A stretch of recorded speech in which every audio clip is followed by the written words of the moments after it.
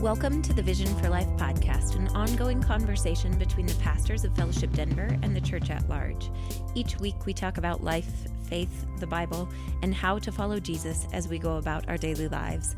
I'm Autumn, host of the Vision for Life podcast, and Hunter is joining me once again. We're picking up part 2 of a conversation that we started last week. Hunter, so glad you're here with me. I just want to tell our listeners that in an unexpected turn of events, you showed up wearing a pink shirt and I'm wearing a black polo. It's very odd for all of us, but we'll muddle through. We have shifted to fall now. I put on my long sleeves and you put on your dark colors. There we go. So I hope you're feeling good about all of our wardrobe choices for the day. We are continuing a discussion that we started in an episode that aired right before this one on a book by Jordan Raynor that is called Redeeming Your Time: 7 Biblical Principles for Being Purposeful, Present, and Wildly Productive. Would you recap the book itself and then our discussion last week so we can jump in with picking up part 2 of our conversation? Yeah, we said last week we really like this book because it helps us think about how to live out our days and our weeks and our months in a way that prioritizes the kingdom of God and actually gives ourselves to the things that are most important in our lives that God's called us to give ourselves to. And one of the reasons I particularly enjoy this book is that Jordan Raynor integrates several different authors who I've learned from over the years in the realms of time management, productivity, project management, these kinds of things. And so he integrates authors like David Allen, who has authored a system called Getting Things Done. And that's one I would recommend to all of our listeners. Cal Newport, who has written a book called Digital Minimalism, who's also written a book on deep work, which we'll talk a bit more about today. He integrates Christian authors like John Mark Comer, who some of our listeners might be familiar with, who wrote a great little book a couple years ago called The Ruthless Elimination of Hurry. But one of the things that Jordan Raynor does is you don't have to go and read all those books. You can actually just read this one book and you've got the main ideas from a lot of those books.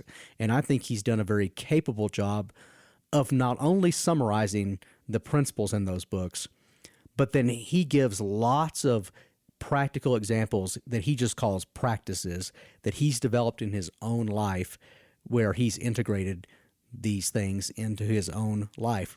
And he presents his practices in a way that's not overly heavy-handed or dogmatic. So it's not like you have to do this and you have to do this, you have to do this. That can be, I think, one of the downsides of reading a book like this is you think like, oh, I've got this whole system I've got to go implement. It's way too much. But he presents this in a the principles are important, but the practices are suggestions kind of way that I just found really thought-provoking. In looking at principles 1 through 4 in our first conversation, you said that the unifying theme in those was this idea of being purposeful. So could you briefly walk us through what those 4 were and where we're going to pick up with principle number 5? Yeah, he has 7 principles in the book. And for purposes of our conversation, we wanted to have 2 different episodes about this book. And so we focused on principles 1 through 4 in our previous conversation. Today we're going to do 5, 6, and 7. But the reason we broke it down that way is that we thought this was just us kind of interpreting the book through our own reading of it. But we thought the first 4 principles were really about how to be purposeful. They said you start with God and His Word, so you spend time with God every day, which is something we've talked a lot about on this podcast, how to pray. We did a series on prayer. We've done a series on daily life with God. So we love that he started there. You spend time with God, and then you have a way where you collect all the things that are coming your way. Some of them are coming out of your own head, like you're just dreaming up ideas, and some of them are coming out from outside of you. There are messages or demands that are being placed on you, and you have a way to collect all of those things and a way to periodically review all the things you've collected, and you decide what you're going to say yes to, so you don't have to say yes to everything.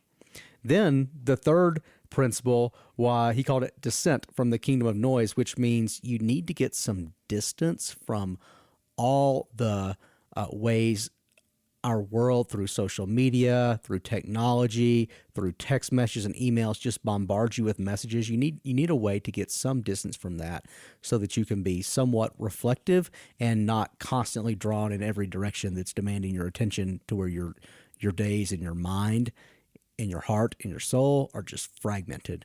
And then his last principle that we talked about last week was to prioritize your yeses. So if you've spent time with God and you're clear on what he's called you to and what his word says, and that's the filter through which you're living your whole life, and you're collecting all the things that are coming your way, and you've quieted down the noise a little bit, you're able to step back and say, okay, of all the things that are coming my way, not only what should I say yes to, but what are the most important things to give myself to in this next season of life, whether it be this week, or we talked last week about the discipline of setting quarterly goals for the next three months or so. So my summary of all of that was, this is really about what he calls being purposeful, or what we might call setting priorities. If you work that system, I think you'll also be productive. But I thought the main emphasis of those first 4 chapters was on prioritization. Mm-hmm. So if the simple summary of those first 4 chapters is being purposeful, do these next 3, principles 5, 6, and 7, similarly have a simple summary? Yeah, I think these last 3 chapters are about being productive and present.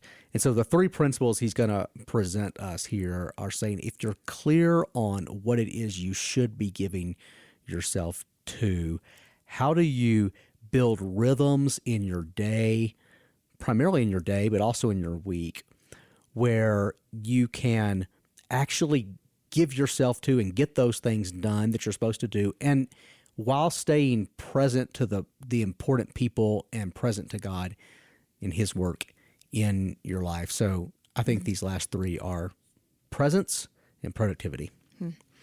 This unified idea in these last 3 that you and I discussed, that I'm excited to talk about because it's been really meaningful, a meaningful realization in my life and work over the last few years, is this idea. So there's this big idea that runs through these. This is your summary and mine, Hunter, that we talked about together. This is not necessarily Jordan Raynor's words, but the big idea running through these is that we can cultivate our capacity as an individual to be present where we are, and to integrate practices that maximize our time and our presence. So allow us to be present in those important places and with the people who we've prioritized. In my own time on staff here at Fellowship, I stepped into a role that really wasn't developed, which is similar to a lot of people who take a job in ministry. And then with the church grew a children's ministry, and then began to oversee more people and began to oversee more things at Fellowship Denver. And so this idea of growing your capacity, growing your leadership capacity, cultivating this ability to be present with different people in different places, has been something that, just that realization that I could do that I could grow my capacity, the idea that I could grow my capacity to do those things was an exciting realization when I first learned it. And then being able to put time and effort towards that, and to see then how this trajectory has gone in the last few years in my own life is exciting, and really something that I can look back on and see both people who were really meaningful in helping me learn about it, books that I read that were helpful, and really ultimately seeing that God has done this in me, that he has given me this ability to understand that I can grow my capacity and then work to actually do that. You are a living testimony to the power of this, and you have done exactly what you described. And to just fill out some of that for our listeners' sake, when Autumn started on our team, children's and family ministry did exist, but it exists in a very simple form. And that ministry grew over the years, primarily because the church was growing and more people were coming from outside the church, and people that were in the church were having children. And so this ministry grew in size. Now, what's fascinating is you also had some vision for that ministry that was beyond where we were. So it wasn't just about like, how do we take care of more kids on Sunday, but it was also about how do we strategically develop a whole ministry curriculum and program on Sunday morning to ask, what do we want to impart to these kids at key stages of their life? So you want to do that.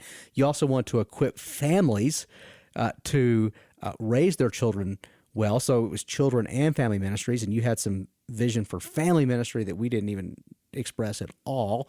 So we got to watch you do all of that. So as more kids are coming to the church and as more people are having kids, not only did you keep up with the growth, but you actually expanded the intentionality and the scope of the ministry. Okay, then when you got that done, you added It's not done. Well, this is the fascinating. Then you became director of our internship program, which was completely not on your job description, but you were like, you have a passion for developing leaders. And you organized a fantastic internship program that's also grown in capacity. We started with 2 interns a year. Now we do 6 a year. So you've done that. Then when you kind of got that done, you're like, well, what else can I do? And I was like, hey, why don't we start a podcast? And so here we are. This podcast is happening because Autumn, the host, has grown her capacity over the years. And so you're a phenomenal testimony to the power of this. Well, thank you, H, but having so many truly wonderful coworkers, I've picked up on different practices over the years that they utilize that allow them to work really well in a certain way. So working with so many people at our team, I can watch a certain skill that they have and that they execute really well. And then I've tried to learn from them and integrate some of those things. And some of these practices that Jordan Raynor talks about in his book have been incredibly helpful for me to that end. But just that realization, because there were moments, not all of that was seamless. You described it so nicely, but looks seamless to me. Not all of that was seamless, and there were You moments, were like a duck on top of the water, just gliding. That's all I saw. I just saw a duck gliding across the water. There are moments for all of us adding in a new baby to your family, or taking on a new job, or going through a job transition, or becoming an empty nester, or these seasons of transition that demand different things of us and our time. Really, I think at times we can feel like we don't know what is expected of us in a certain season or what might be expected. We're not sure if we're up to the task. But in this realization that God will allow us to grow our capacity, and we can ask him. We can ask him to help us do that within this acknowledgement of our limitations.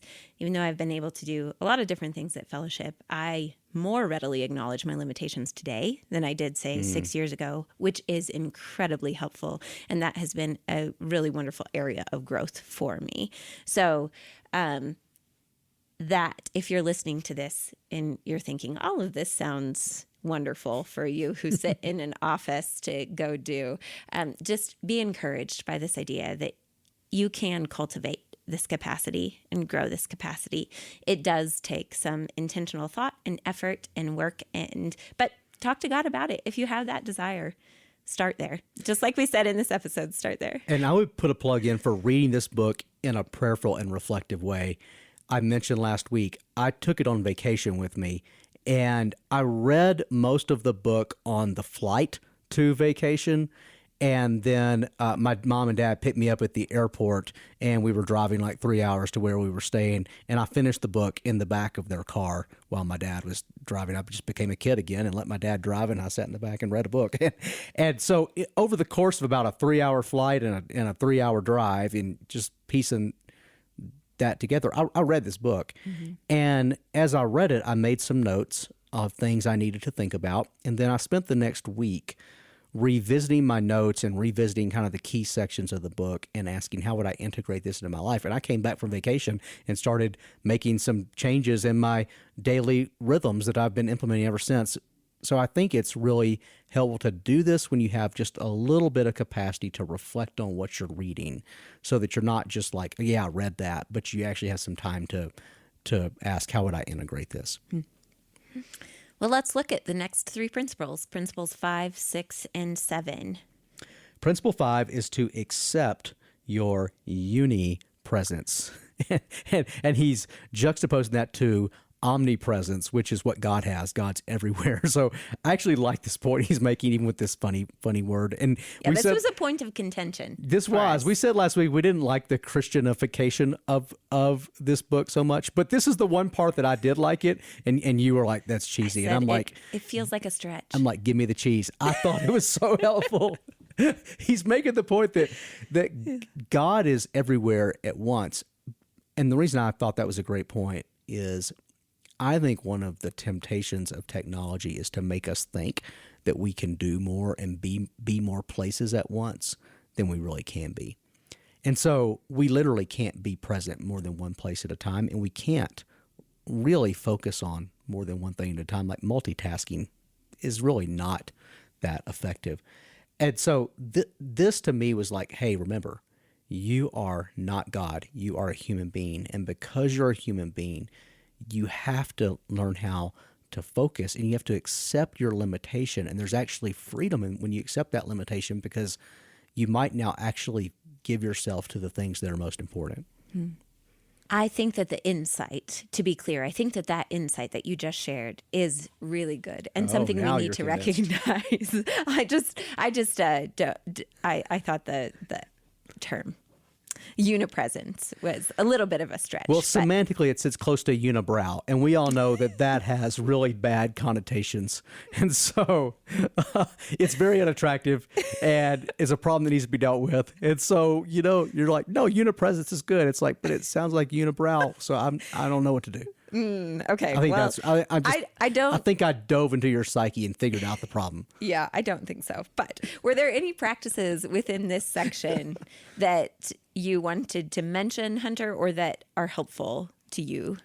This is the section of the book where he summarizes some work an author named Cal Newport has done on deep work. And deep work is the kind of work that takes focus and attention. And we all have things that can only be done with some time, some blocks of time where we can really just give ourselves exclusively to that and we're free from distraction. One of the obvious examples for me is writing a sermon. I can't write a sermon while I'm simultaneously, clicking over and checking email every 5 minutes and stuff. Like I won't make any progress on the sermon, and then I'll get stressed out about the sermon not being done. I can't write a sermon while a college football game is on either. I'll be distracted by the football game or the baseball game, whatever's on the TV. So sermon writing for me takes focus. It takes prayerful, meditative reflection, and then it takes actually write sermons out. That's how I know I'm done. So it takes crafting words. It takes that's deep work. That's an example of deep work. Anything that you're creating, or it could even be an email you're responding to, but it's not a quick response. You need thought. You need to give thought to it. Anything you're creating or crafting, you have to think. This is deep work. And Cal Newport's written a lot about that. He summarizes his work here, and one of his practices is schedule deep work appointments with yourself. Meaning you actually block out time on your calendar, you schedule an appointment with yourself for deep work, and preferably you even identify what the thing is you're going to work on during that deep work segment.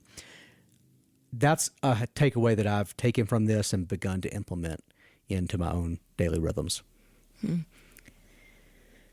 going to digress for just a moment into a personal observation I had about the book. I really appreciate this section.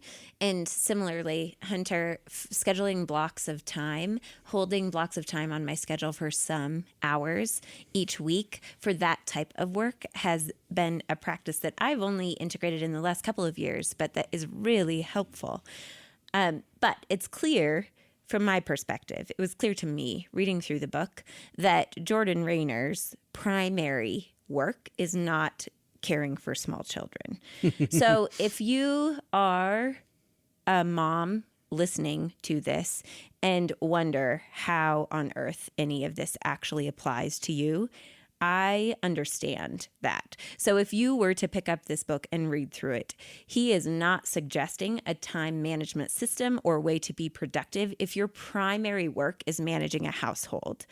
So if that's what the majority of your time is going to right now, perhaps raising children or homeschooling children or managing your home, then some of these things don't fit as neatly. Some of his suggested practices don't fit as neatly. So there's an author who many of you will be, many moms, moms, shout out to you. If you're listening to this, will be familiar with. Her name is Kendra Adachi. She has a book and a podcast and an Instagram presence called The Lazy Genius Way. Interestingly, what I thought about when I was reading this section was that some of her suggestions about managing household chores are similar in some ways to what he's pointing out about these deep work sections, in that you're taking on one specific task. So it might be meal prep. And for 2 to 3 hours, you have blocked out your schedule. You will still be interrupted. Your kids are still around. But what you're focused on during that time is that task. And so some of the suggestions that she offers are very similar in nature to some of the practical suggestions that Jordan Raynor is offering in his book. So take that. If you read this book, read it with a grain of salt. I know that you can see how it would much more readily be implemented if you had an office job or a job that allowed you to control your schedule, say.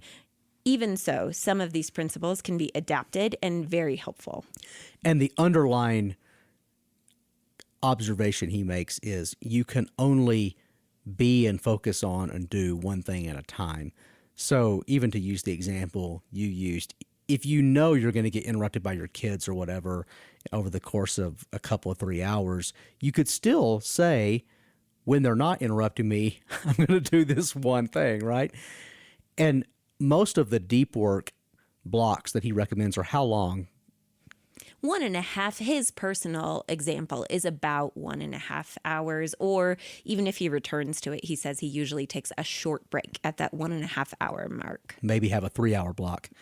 That was one of the key takeaways for me. I actually block out 2 days a week for where I keep my calendar free of appointments so that I can work on things that I have to work on. And then the other 2 days of the week that I'm in the office are more like scheduled up kind of days, right? But one of the insights for me was, and it was true to my experience, is even if I have an 8 hour workday blocked out where I don't have any appointments, I can't do deep work for 8 hours.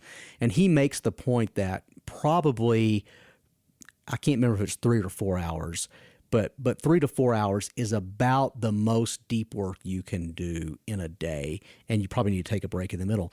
That was a aha for me, in that I said, first of all, I don't have to block out an 8 hour block to get deep work done. Even on some of the days that are busier, if I can block out 2 hours that I'm going to focus on something, I can get a lot done in those 2 hours with that focus. And then to think a little bit smaller in scope. My experience implementing this has been, it's amazing how much I can get done in a 3 hour deep work block, taking a break in the middle. If I really will eliminate distractions during that 3 hours, not do anything else except perhaps take a break in the middle, it's actually amazing what I can get done. That leaves a lot of room for what he calls in this book the shallows and serendipity. Shallows meaning like things that don't take as much focus, and serendipity meaning like openness to whatever happens, right? The aha for me was, when we're talking about deep work here, we're probably talking about 10 to 15 hours of my work week. We're not talking about 25, 30, 40 hours a week of deep work. Now, there might be occasional weeks that demand a ton of work, but those are special weeks. A normal week, if I can get 15 hours of deep work done over the course of maybe 4 or 5 blocks that I blocked out, that is going to be amazing. And then it's going to actually allow me to be more present and to enjoy more all the other little things that I have to do, and just the casual conversations that I get to have with folks throughout my work week. I think one final thought on this section, similarly to what I offered before about if your primary job is managing a household or raising children, I think for some of our friends who may listen, I think of one of our friends, Grant. He's an electrician. His work days are largely scheduled for him. He shows up at a job site and it does the work that he has to do and doesn't have much control over. He gets to decide what he needs to do, but he doesn't have control over where he's going that day. He's given an assignment, or what building he's working on. He's given an assignment. So if your job looks more like that, I do think there's still wisdom in this principle. In this way, going back to our friend Grant, if he, for instance, is thinking about his family and does want to think through some goals for his family or give some thought to a particular area of life, then if that sounds more like your reality day to day, I still think this idea of setting aside an hour of uninterrupted time when you set aside technology and focus just on those questions can be incredibly fruitful. Or similarly, if you're a mom raising young children and you find that some of those household management things like finding a preschool for your child or corresponding with someone, answering your email, if that requires maybe an hour or hour and a half of uninterrupted time, then talk to your spouse about setting that aside, agree to the time that you're given, and then utilize that time to think about those things. It maximizes your ability to contemplate these bigger ideas or goals in a way that interrupted time never allows. And one thing I really like that you're doing here is you're actually taking these principles and applying them more to what we might call office work or even outside the home work. And if you think about it in this bigger scope, a lot of what we do in life is work, even if it's not work we're getting paid for or work we're doing outside the home. So these principles apply to more than just your professional work or your office work or your outside the home work. Or if you don't work outside the home, they can still apply to the work you do. Mm-hmm. All right. So principle 5, accept your unipresence. What is principle 6? Embrace productive rest. I was a little annoyed that even rest had to be productive here. I was like, okay, enough of the productivity. Can't we just embrace rest? But he says, embrace productive rest. What does he mean by that? I don't know. What does he mean by that? He means this, actually, to be a present and productive human being. You actually have to rest, and rest isn't against productivity. It's not like you're either productive or you're resting. They're actually integrated. So in that sense, it could just be embrace rest because rest is going to make you more present. And when you are trying to get something done, it's going to make you more productive. For example, he goes all into the effect that sleep has on your productivity. Well, sleep is anything but productive. It's not doing something, but it is productive because it's helping you restore and replenish your capacity. So embrace rest. That's the 5th principle. It is. Embrace rest. He says going to bed earlier. I think that productive rest is also maybe applying some of that purpose or thought to the way that we spend our resting or down time, which actually is pretty obvious in one of his principles in this or practices. I'm sorry, not principle. The principle is embrace productive rest. One of the practices that he talks about is Sabbath. And I did want to take a slight detour here because this term, Hunter, in all my years, I've grown up in church world, went to Bible college, have done some studying after that, worked in a church, and only in the last perhaps 3 years, maybe 5 years, but really in the last 3 years have I seen this idea of Sabbath popping up all over in all sorts of books, on podcasts. And so in to put it in really modern nomenclature, I think Sabbath is trending right now in the Christian world. Sabbath is like Hansel. It's so hot right now. and just pull up that Zoolander you're clip. right. Just do yourself a favor. Pull up that Zoolander clip. Just Google Hansel. He's so hot right now, and enjoy that Zoolander clip. It really is hot right now. It really is trendy. I think it's probably trendy for a reason, and that is that everyone is feeling pulled and stretched and stressed. And so it's a principle of biblical wisdom that is attractive to those of us who are just living in the noisy modern world. I would, first of all, put Sabbath for New Testament Christians. I would put it in the category of wisdom, not law. It is interesting that of all the moral law in the Old Testament, it gets repeated in some form by the New Testament authors or Jesus, except the principle of Sabbath. It doesn't ever anywhere get demanded. I think that's probably because of the cultural change that happens with the New Testament era. The Christian Sabbath moved to Sunday because of the resurrection. That was the day of resurrection. And yet for everyone, Sunday was a day they had to work. So you couldn't take off work to go to church. And so it's probably true that the early churches gathered in the evenings, either early in the mornings or in the evenings on Sundays, like after work, to celebrate Sabbath. Remember the resurrection of Jesus. And so they couldn't just demand, like, you got to take a day a week off, because the structure of society didn't necessarily allow for or permit that. But that's a digression. The point being, we're now not commanded in the New Testament to take a Sabbath. The principle of Sabbath actually gets, in some sense, kind of spiritualized to the rest we have in Christ and the rest that is coming in the kingdom of God. All that said, I think there is a wisdom principle, wisdom being how do you navigate life skillfully, that's still there in the fabric God wove into the creation where he rested on the seventh day. And to the extent you have enough control over your schedule where you can take a full day a week to Sabbath, then I do think that's a healthy way to live. And it's true to the way God made us to flourish. Thanks, H. That is a really helpful way to think about it. It is this principle, the principle of Sabbath, is a wisdom principle woven into creation and something that we see God himself and Jesus demonstrating. You mentioned, too, that there's this wisdom principle, and there is a second principle contained in this idea of Sabbath in the New Testament, and that is the worship principle.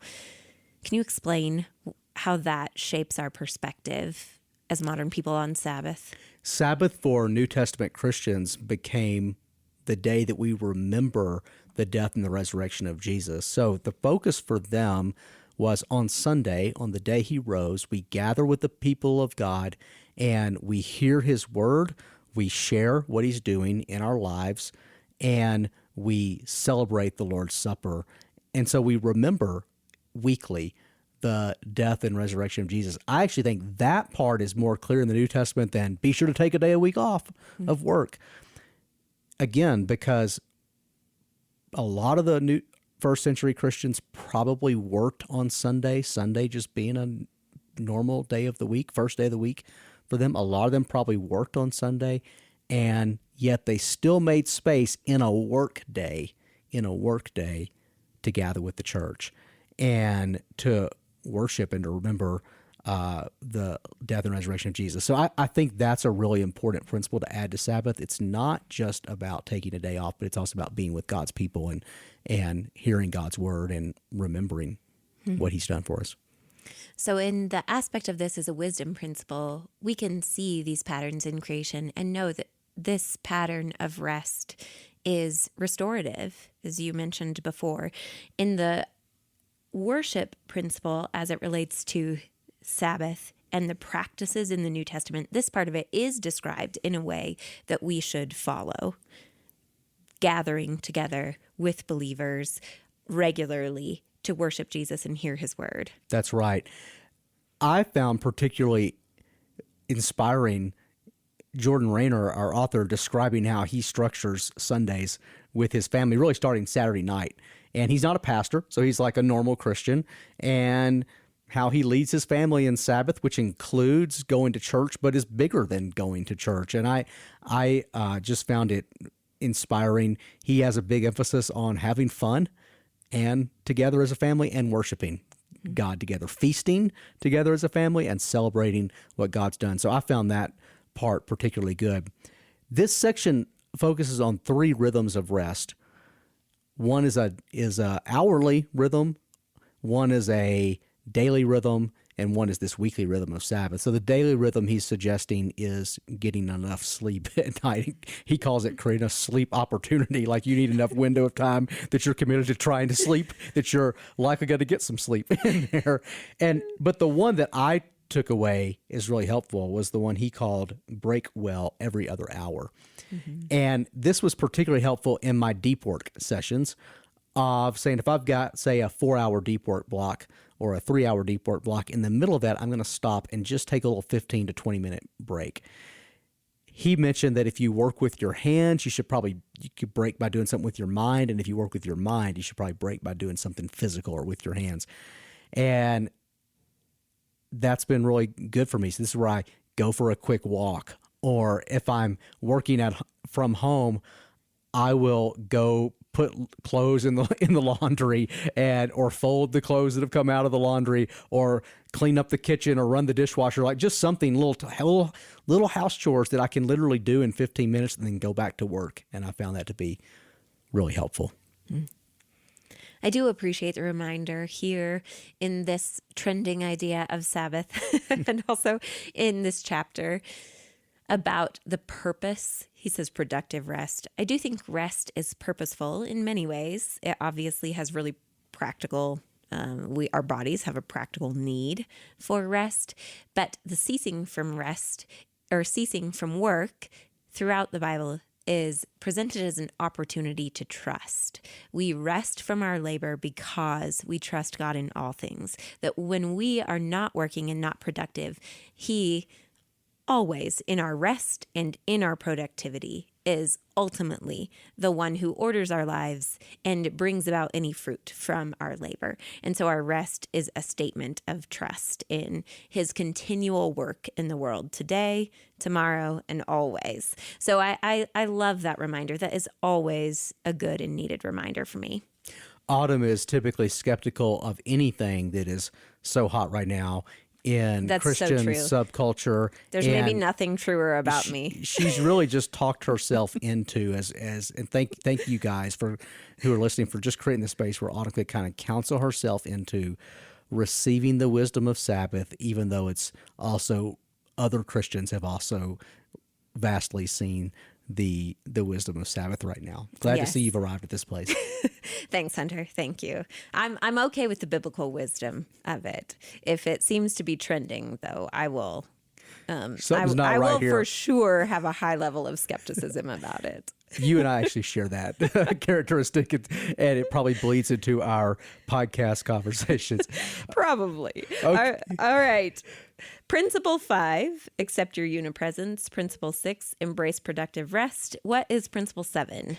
Eliminate all hurry. And he is integrating the thoughts of author John Mark Comer, who says ruthlessly eliminate hurry. So he's not so ruthless about it. He just says eliminate all hurry. Even though John Mark Comer also attributes this to being an original Dallas Willard quote. Okay. There you go. I think Jordan Raynor mentions that too. When I hear this, just at surface value, eliminate all hurry, I want to reject it at face value simply because the demands that life places on us require us to, at times, respond with urgency.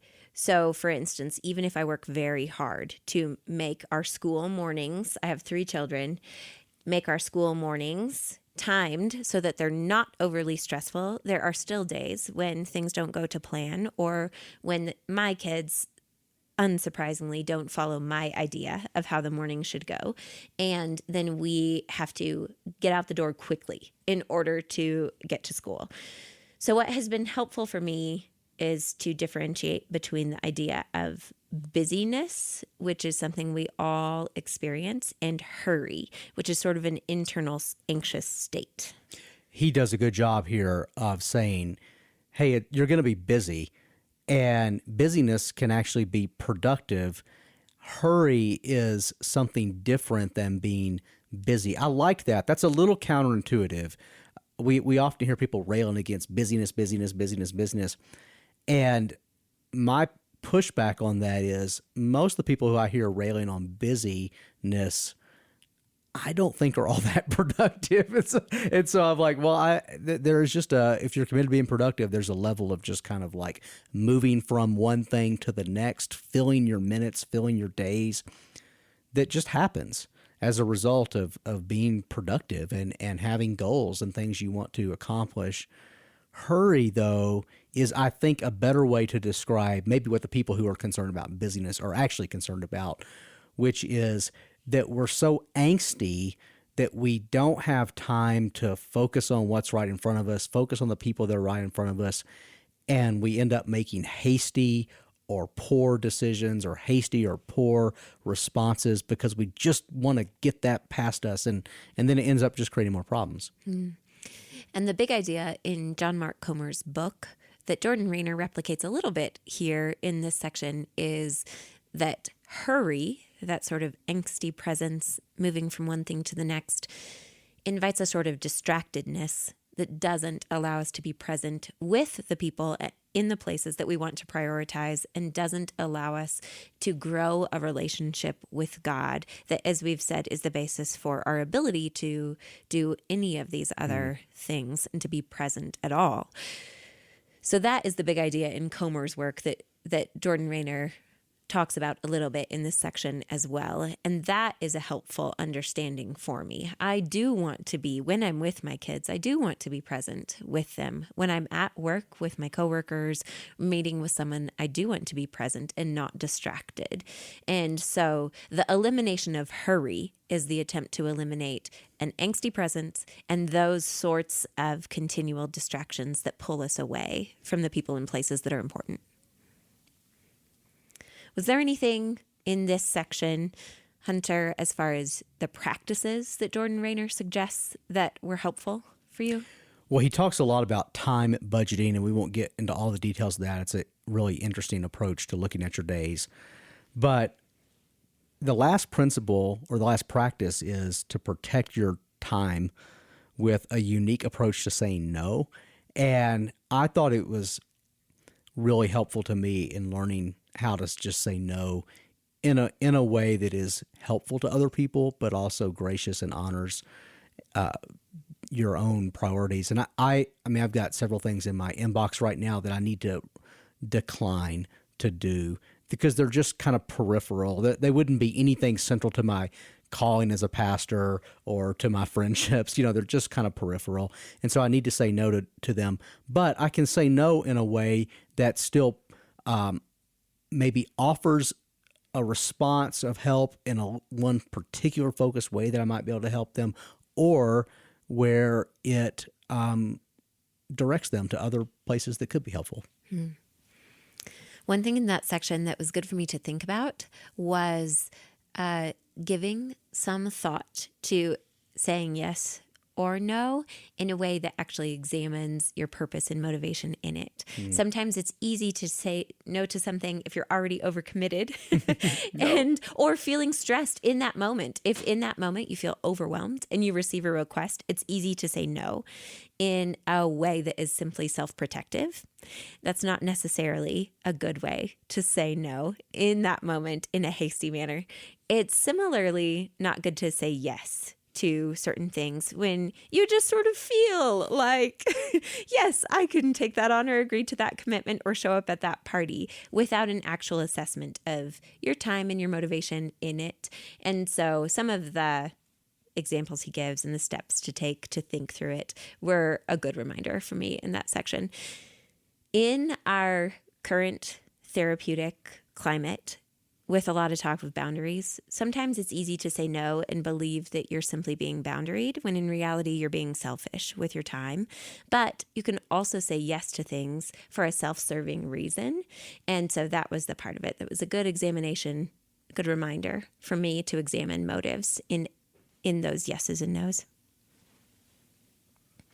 Okay, this brings us through principles 5, 6, and 7. Accept your unipresence, embrace productive rest, eliminate all hurry. I did want to extend, Hunter, a couple of cautions to our listeners in this. You and I both like to be productive.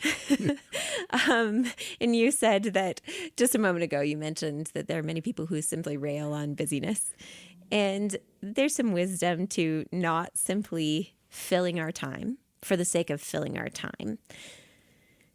And so in these discussions, now we've had last week and this week, and we're talking about a book about being, what's the subtitle? 7 Biblical Principles for Being Purposeful, Present, and Wildly Productive, which alludes to being very productive. So I want to caution our listeners to not confuse productivity with worth, like their worth as a person, or to calculate their worth or anyone else's via how productive they or that person may be. That's not our intent in this conversation.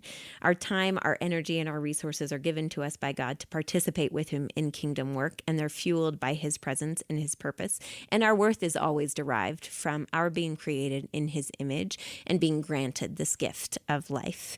It isn't tied to our productivity, but it is tied to our status as people and as God's children. That's really well said, and that's coming to you from someone who is wildly productive, and yet I think you do a great job of not finding your identity in that. And my heart in sharing this book with our listeners was Jesus' words to seek first the kingdom and His righteousness, and all these other things will be added to you. That has been a verse that has just stuck with me over the years, and I just keep coming back to it. It's such a captivating vision for life for me, and I need to think about how I do that. And it's not like, oh, I've figured it out, now I'm just going to go do it for the rest of my life. I need to constantly update that. And some seasons I need to take a fresh look at how I'm doing that. And so this book came to me at a season when I was doing that and thought this is really practical in helping me and hopefully helping our listeners think about that. So that's the reason we want to recommend it. Jordan Raynor. The book is called Redeeming Your Time, 7 Biblical Principles for Being Purposeful, Present, and Wildly Productive by Jordan Raynor. Pick it up and let us know what you learned from it. If you have questions or comments, suggestions for what you'd like to hear us discuss on the podcast in the future, you can send all of that anytime to podcast@fellowshipdenver.org. Thanks for joining us on the Vision for Life podcast. Special thanks to Adam Englund for our theme music, to Jesse Cowan, our producer, and to Judd Connell, who provides transcription for these episodes.